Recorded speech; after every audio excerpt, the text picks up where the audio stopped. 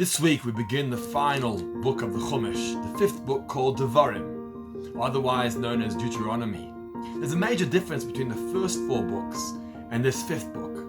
The first four books were written in the context of God talking to the nation, or God talking to Moshe, as the famous verse goes, Vayidaber Hashem el Moshe lemor, and God spoke to Moshe saying. This fifth book is now written as the words of Moshe.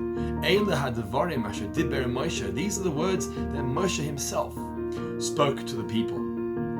It seems like that this fifth book is on a lower level than the first four books. The first four books are the words of God, God himself. And the fifth book is the word of Moshe, albeit a holy man, the holiest man in Jewish history, but nonetheless not God himself.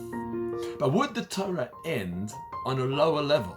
We have a rule that says Ma'alin B'Kodesh, we always go up. How can we end the Chumash on a lower level than the way we started?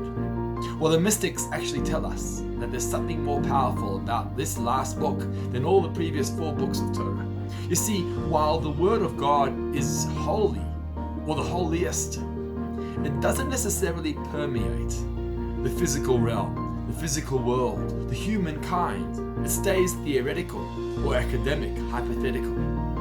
How do you know that Judaism has actually permeated the physical world and humankind? Is when humans, people, start talking the language.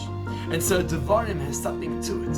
When Moshe Rabbeinu starts to talk the word of God to the Jewish people, we know that Torah has now descended and permeated the physical realm, because Moshe is now talking the language. He's now talking to the people. And this has something very powerful to it that the first four books don't. It's a message to us. Judaism is not supposed to be theoretical.